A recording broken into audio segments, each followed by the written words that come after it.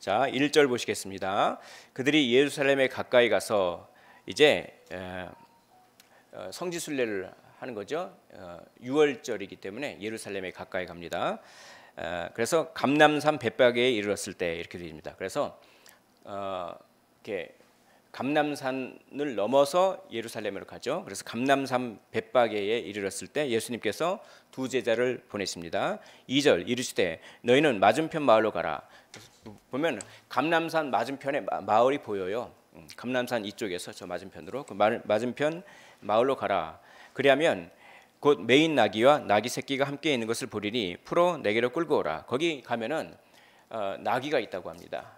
나귀 어미하고 새끼가 있는데 그걸 메어 있는데 그걸 풀어 가지고 나에게 끌고 오라. 아니 그 나귀 주인도 있을 텐데 그 나귀 주인 허락도 안 받고 막 끌고 오라고 하는 것 같아였고, 근데 3절 만일 누가 무슨 말을 하거든 주가 쓰시겠다 하라. 그리하면 즉시 보내리라. 아마 예수님을 따르는 그런 사람들이 곳곳에 있었던 것 같아요. 그 예수님을 추종하는 세력들이 있었죠. 그래서 미리 아마 얘기가 됐었던 것 같기도 하고 그렇습니다. 그래서 나귀하고 나귀 새끼를 딱 끌어가려고 하는데 아니 내 나귀를 왜 끌고 가십니까? 이렇게 무슨 말을 하거든 주가 쓰시겠다 하라. 그러면은 즉시 보내리니 이렇게 말씀하십니다. 그래서 이제 가서 나귀를 끌고 오는 거죠. 나귀를 이렇게 끌고 오는 그 장면이 되겠습니다. 예수님께서 나귀를 타신다고 하는 것은 어떤 의미일까요? 한번 생각해 보셨습니까? 보통은 성지순례를 가면 뭐 나귀 타고 안 가잖아요. 보통 6월절, 오순절, 초막절 이 3대 절기는 예루살렘으로 다 성지순례를 오잖아요. 그래서 6월절이잖아요. 지금 6월절 배경으로 하고 있잖아요. 그래서 성지순례를 오거든요. 그런데 왜 굳이 이때까지 걸어왔잖아요. 이때까지 저 갈릴리에서 막 걸어오고, 그렇죠? 걸어오고 이제 감람산에 도달해서 조금만 더 가면 그 예루살렘인데 굳이 왜 지금 시점에서 나귀를 타냐 이거죠. 아니 처음부터 갈릴리 힘들게 다 걸어놓고 와서, 그렇죠? 여기 감람산 올 때까지 힘들게 다 걸어놓고 와서 이제 와서 왜 나귀를 타냐 이거죠. 이게 중요한 겁니다.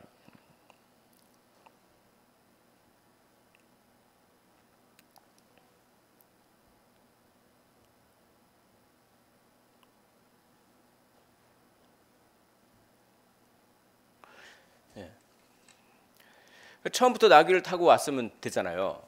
이게 왜냐면요, 이제는 조금만 걸어가면 되거든요. 그 언덕만 넘어가면 바로 되는데 왜 이제 와서 나귀를 타냐 이거죠. 이거는 정치적인 행위입니다. 대선 출마하는 거예요, 한마디로.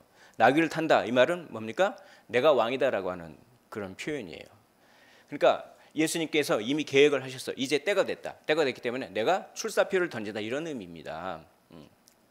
나귀를 탄다라고 하는 것은 내가 왕이다라고 하는 것을 공식적으로 표현하는 겁니다. 출마하는 거예요. 그러니까 예수님께서는 이제까지 자기 자신이 메시아인 것을 함부로 드러내놓으라고 말씀하지 않았습니다. 성경을 한번 보면 이래요. 예수님께서 무슨 병을 고치시잖아요. 병을 고치시면은 그 사람들이 야, 저 사람이 나에게 병을 고쳤다. 뭐 소경이 눈을 떴다 그러면 눈을 뜨게 했다 그러면은 예수님이 소문 내지 말라고 그래요. 소문 내지 말라고. 성경에 그런 게 써 있어요. 한번 읽어보세요. 나중에 복음서를. 왜 소문 내지 말라고 합니까? 하나님 나라의 일에 방해가 되기 때문에 그래요. 소문을 막 내면 야, 저 사람이 진짜 메시아인가 보다. 라고 해서 처음부터 군중들이 모이고 막 지지자들이 생기고 그러면은 오히려 하나님 나라 일에 방해가 되기 때문에, 그렇기 때문에 뭡니까? 그렇게 하지 않은 거예요. 메시아인 걸 꼭꼭 숨기고 그런 겁니다. 근데 지금은 때가 됐어요.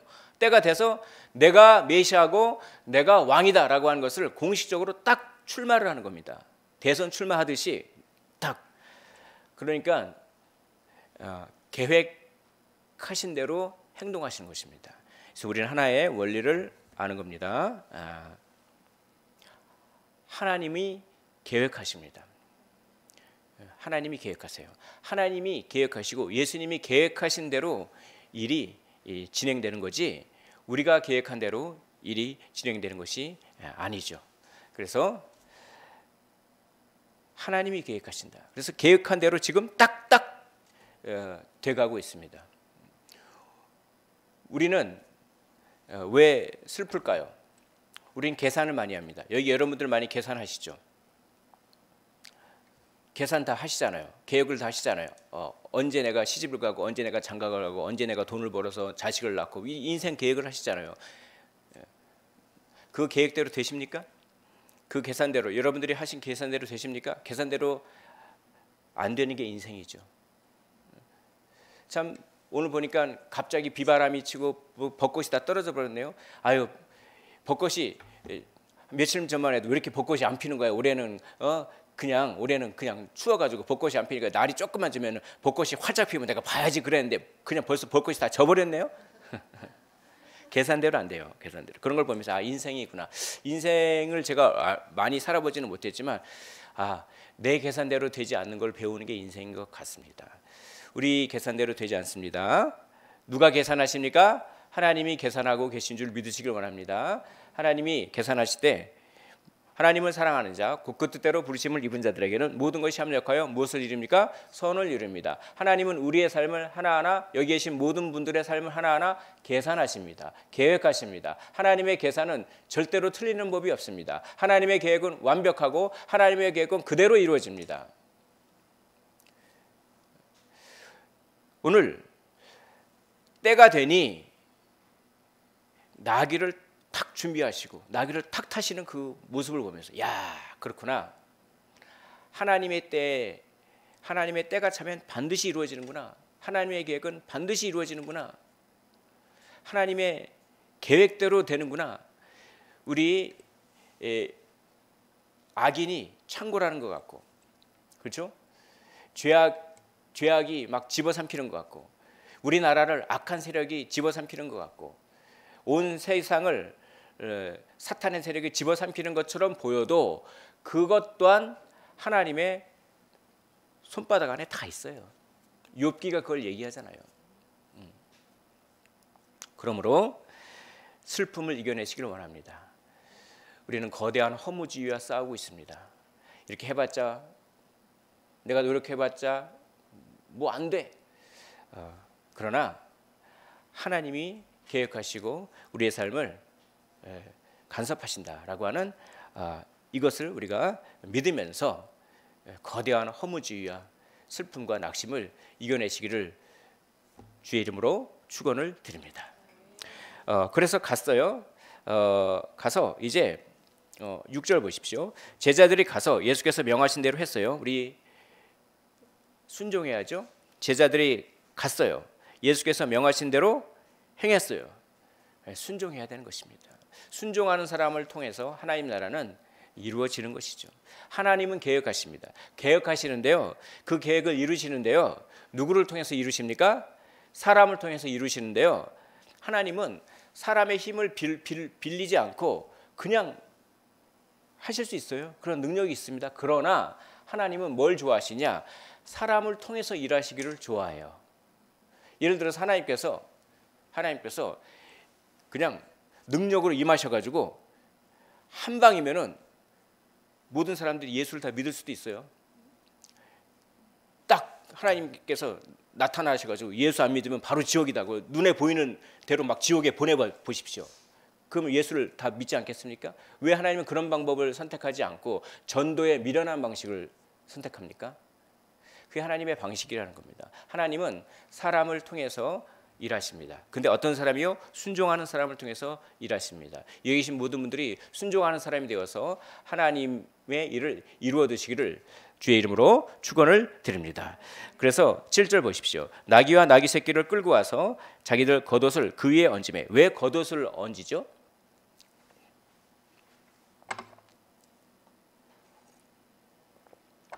나귀를 끌고 왔어요. 근데 왜 하필이면 그 나귀 위에 자기의 겉옷 옷을 벗어서 나귀 위에 올립니까? 왜 올리죠 이거를? 이게 열왕기서에 보면 이런 얘기 있어요. 예후라고 하는 사람이 왕이 될 때요, 사람들이 겉옷을 벗어서 길에다 깔아요. 그러니까 겉옷을 벗어서 까는 행위는 뭡니까?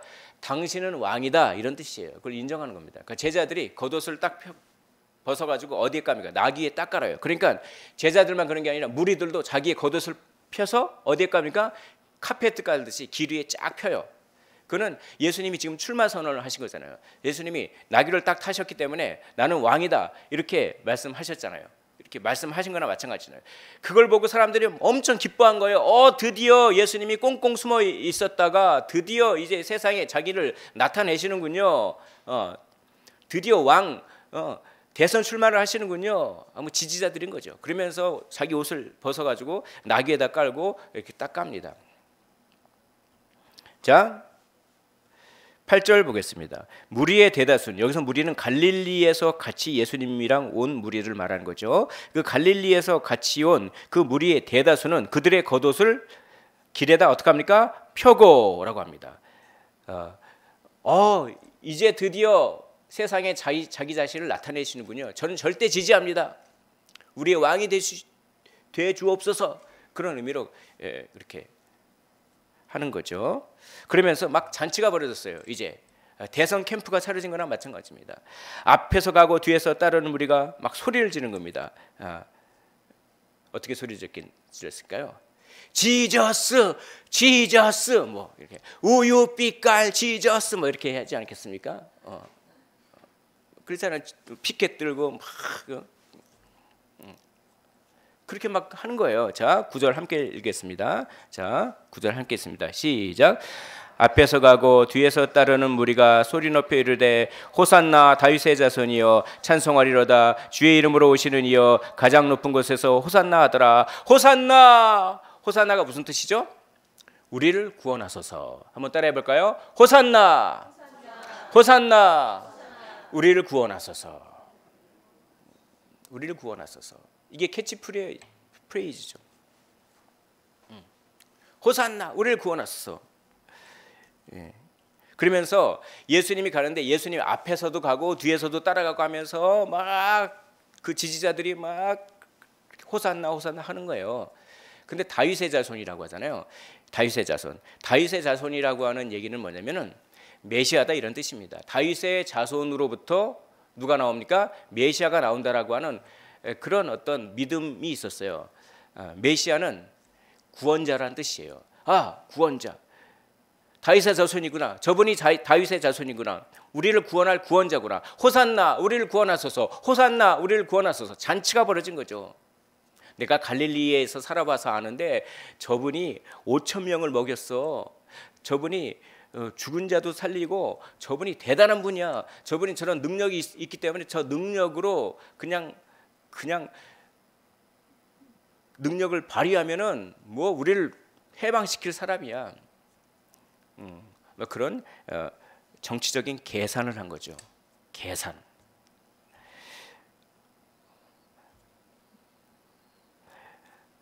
왜 제자들은 그렇게 자기의 옷을 벗어서 나귀 위에 깔았습니까? 왜 그 갈릴리에서 온 무리들은 자기의 옷을 깔아서 다 길에다 폈습니까? 예수님이 왕이심을 축하하기 위해서. 그렇죠? 근데 그게 순수한 게 아니란 말이죠.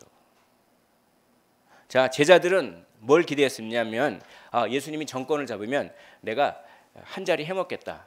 그래서 기뻐한 거예요. 자, 오늘 21장이지만 마태복음 20장에 이런 말이 있습니다.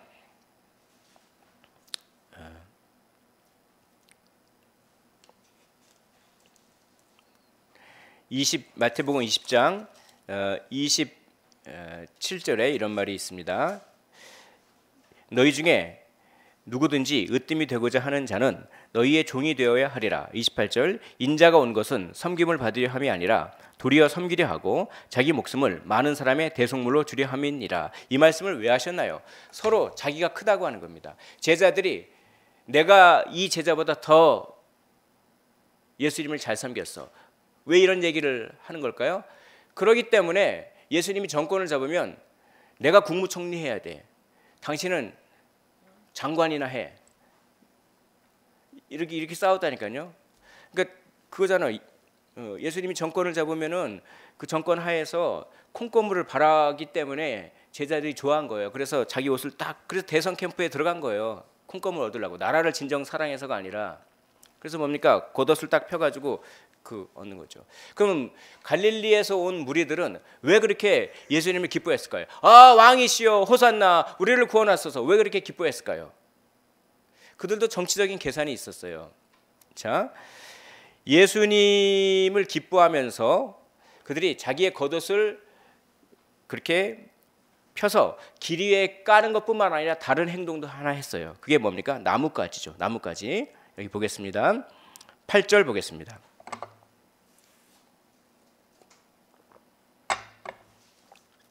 8절 말씀 우리 한 목소리로 읽어보도록 하겠습니다. 시작. 무리의 대다수는 그들의 겉옷을 길에 펴고 다른 이들은 나뭇가지를 베어 길에 펴고. 자, 무리의 대다수는 그들의 겉옷을 길에 폈습니다. 이것만 했습니까? 또 무슨 행동을 했죠? 나뭇가지를 베어 길에 펴고. 나뭇가지를 왜 길에 펴입니까? 왜 이상한 행동이죠. 나뭇가지를 왜 피죠? 그 이유가 뭘까요?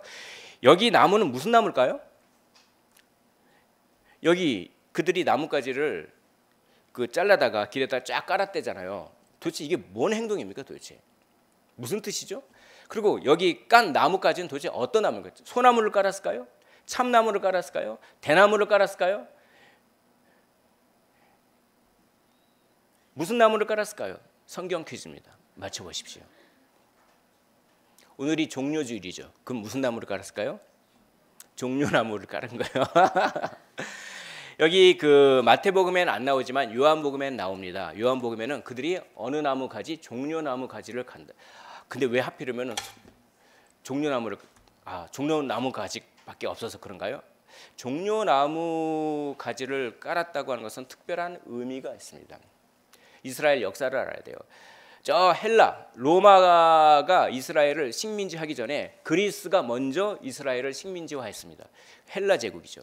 그래가지고 성전에다가 막 우상을 세워놨어요. 성전을 어떻게 합니까? 더럽힌 거죠. 그때 혁명을 일으켰습니다. 누가요? 마카비 형제라고 하는 그 유다 마카베요. 그 혁명을 일으켜가지고 헬라구를 무찔러 버렸어요. 그래서 어떻게 합니까? 성전에 세워놨던 우상들을 다 치워버리고 성전을 회복시켰어요. 그러니까 얼마나 기분이 좋아요. 그때 그 승리의 그 개선군을 맞이할 때 사람들이 종려나무 가지를 가지고 어떻게 했을까요? 막 흔들었어요. 그럼 그들이 예수님을 종려나무 가지를 가지고 맞이하러 와서 종려나무 가지를 길에다 깐 거는 뭐냐면 예수님이 메시아긴 메시아인데 어떤 메시아다? 정치적이고 군사적인 메시아다. 우리를 로마의 압제에서 풀어줄 메시아를 기대한 겁니다. 근데 예수님은 그런 메시아가 아니죠. 예수님은 어떤 메시아입니까? 우리를 죄의 권세, 사탄의 권세에서 우리를 구원할 그런 구원주지 그냥 로마 제국에서 구원할 단지 정치적인 메시아가 아니었던 거죠. 근데 그들은 기뻐했어요. 그리고 호산나, 우리를 구원하소서.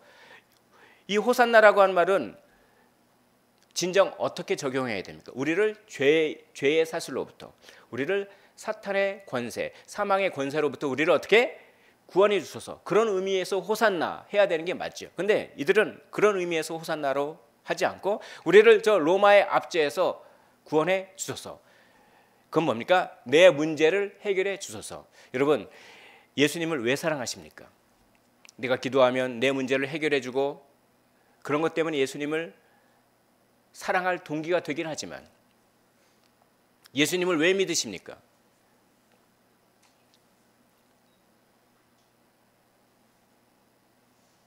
내가 기도하면 내가 돈 없을 때 기도하면 돈 주시고, 내가 아플 때 기도하면 병 낫게 해주시고, 그래서 예수님 믿으십니까?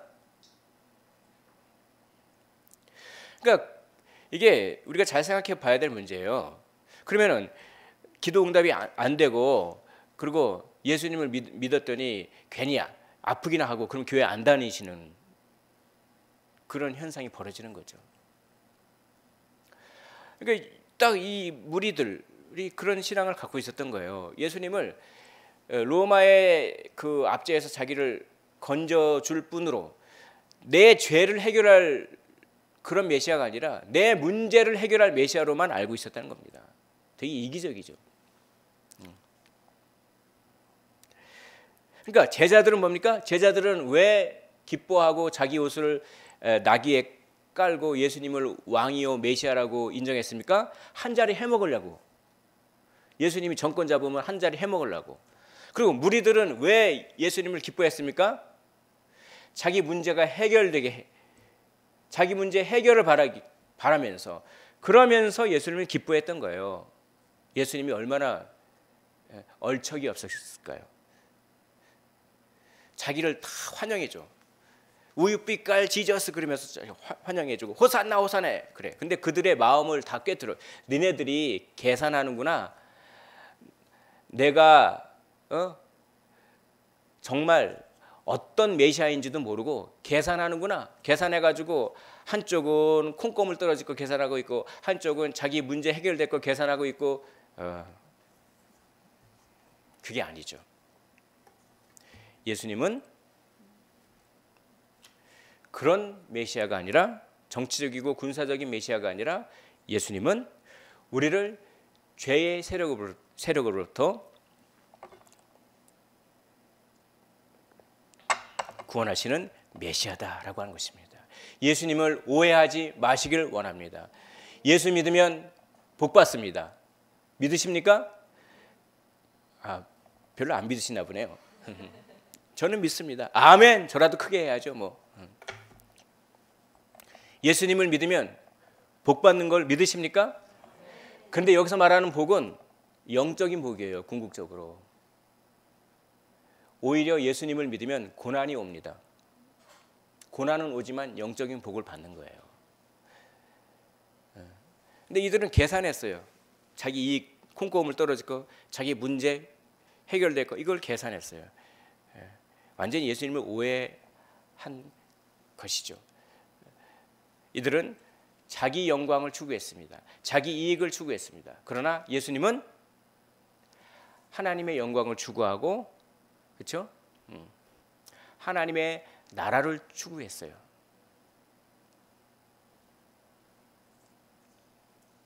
그래서 여기 보십시오. 4절 보겠습니다. 4절. 이는 선지자를 통하여 하신 말씀을 이루려 하심이라 이르렀을 때, 5절 말씀, 시온 딸에게 이르기를 내 왕이 내게 임하나니 그는 겸손하여 낙이 곧 멍에 매는 짐승의 새끼를 탔도다 하라 하였느니라. 이게 스가랴 9장 9절의 말씀입니다. 왜 예수님은 하필이면 뜬금없이 낙이 새끼를 탔습니까? 이게 나는 왕이다 이걸 나타내는 의미이기도 하지만 왜 이런 행동을 하셨죠? 성경에 쓰여 있는 것을 이루시기 위해서. 스가랴 선지자가 예수님 오기 전에 몇백 년 전에 살았던 사람인데, 그 예수님 오기 전에 몇백 년 전에 살았던 사람이 성령이 임하셨어요. 그래서 이 시온의 딸에 이르기를 너의 왕이 너에게 임하시니 그는 겸손하여 나귀 새끼를 탄다, 이런 말씀을 성령님께서 주셨어요. 그 말씀을 이루기 위해서 예수님은 어떻게 하셨습니까? 나귀 새끼를 타셨다라고 하는 것입니다. 그러니까 두 가지 인생의 길이 있습니다. 나귀 새끼를 타는 길이 있고, 종려나무 가지를 길에다 까는 인생이 있습니다. 어떤 인생을 사시겠습니까? 나귀 새끼를 타는 인생은 뭡니까? 하나님의 성경 말씀을 이루는 인생입니다. 그리고 종려나무를 까는 것은 자기 문제 해결만 해달라고 하는 인생입니다. 이기적인 인생이죠. 그리고 뭡니까? 콩고물 떨어지는 것. 뭔가 계산하는 거죠. 뭔가 다 계산하는 겁니다. 예수님은 나귀 새끼를 타셨습니다. 즉 성경의 말씀을 응하는 인생을 사셨습니다. 그러나 제자들과 무리들은 다 자기 이익, 자기 콩고물, 자기 문제 해결 이런 계산만 하면서 예수님을 오해해서 예수님을 찬양하고 그랬던 것이죠. 예수님을 왜 찬양하십니까? 예수님이 나의 먹을 것을, 나의 입을 것을 주셔서 찬양하십니까? 그런 것도 찬양이 돼요. 그런 응답을 많이 하시기를 원합니다. 그러나 궁극적으로 예수님은 우리의 죄를 용서하시고 지옥 갈 수밖에 없었던 저희를 구원하시는 참된 구원주이시기 때문에 우리는 예수님을 찬양해야 되는 것입니다. 예수님은 큰 그림을 바라보셨습니다. 그러나 이 군중들과 제자들은 눈앞에 보이는 것, 예수님이 지금 왕의 출정식을 갖는구나. 이제 좀 있으면 나한테 콩고물이 떨어지겠구나. 이제 내 문제가 해결되겠구나 라고 이 근시안적인 시각을 가지고 예수님을 바라봤습니다. 그러나 예수님은 멀리 바라보셨던 거죠. 멀리. 내가 이제 나귀 새끼를 타고 성경을 응하고 이제 내가 성전에 들어가 가지고 이제 내가 십자가를 져서 모든 인류의 문제를 가져왔던 죄의 문제를 해결하고 그리고 이 지구를 회복하고 그리고 정말 예수 믿는 사람을 하나님 나라 운동을 통해서 예수 믿는 사람을 불러 모아서 정말 천국 백성 되게 하고 멀리 보신 것이죠. 그러나 정말 현세적이고 눈앞에 급급한 것만 바라보고 있었습니다. 무리들과 제자들, 그 종려나무 가지를 들었던 사람들은 그런 삶을 사셨던 것이죠.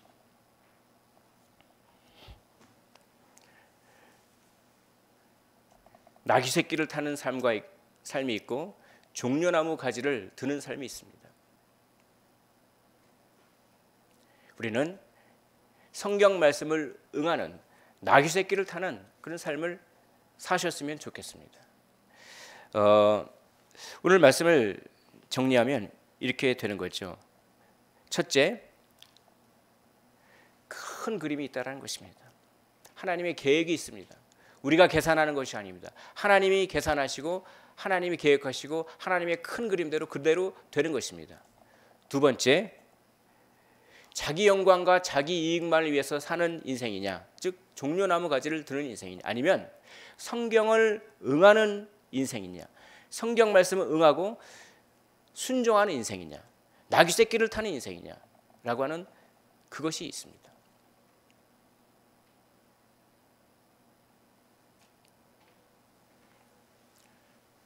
그래서 이 두 가지를 기억하십시오. 큰 그림을 바라보시기를 바랍니다. 또 정말 성경 말씀을 응하는 삶을 사시기를 바랍니다. 이 두 가지 삶을 살 때 우리는 놀라운 평안을 경험하게 될 것입니다. 참 우울할 때가 많이 있어요. 그리고 뭡니까? 공허할 때도 많이 있고요. 불안할 때도 많이 있습니다. 여기 계신 분들 마음속에 염려 걱정이 하나도 없이 1년 365일 동안 마음이 평안하십니까?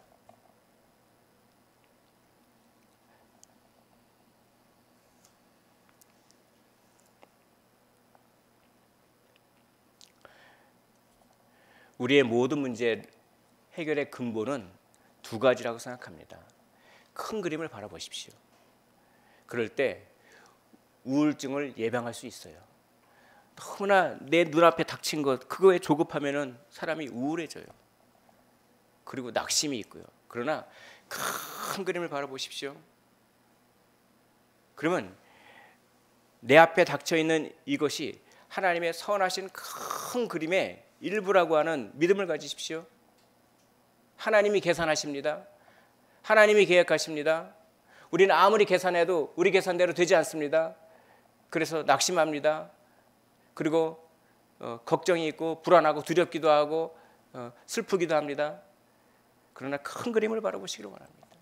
하나님의 계산을 믿으십시오. 하나님의 계획을 믿으시기를 바랍니다.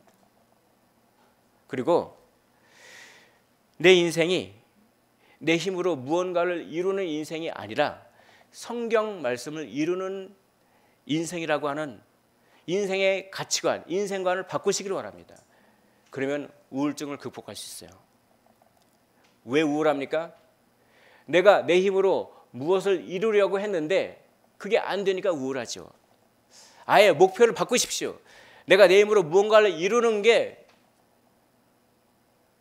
인생의 목적이 아니라 내가 성경 말씀 그대로 사는 이 자체가 인생의 목적이라고 목적을 바꾸시기를 원합니다. 그러면 어떻게 됩니까? 결과가 이렇든 저렇든 결과에 전혀 상관없이 우리는 평안하고 기쁠 수 있는 비결이 여기 생기는 것입니다. 우리 큰 그림을 바라보십시오. 하나님의 계산과 계획을 믿으십시오. 그리고 우리 인생의 목표를 바꾸십시오. 내 힘으로 뭔가를 이루는 것이 아니라 성경 말씀대로 그대로 사는 것 자체를 내 삶의 가장 최우선의 목표로 삼으십시오. 그럴 때 진리를 알지니 진리가 너희를 자유케 하리라. 참된 자유를, 참된 기쁨을, 참된 평안을 경험하게 되실 줄 믿습니다.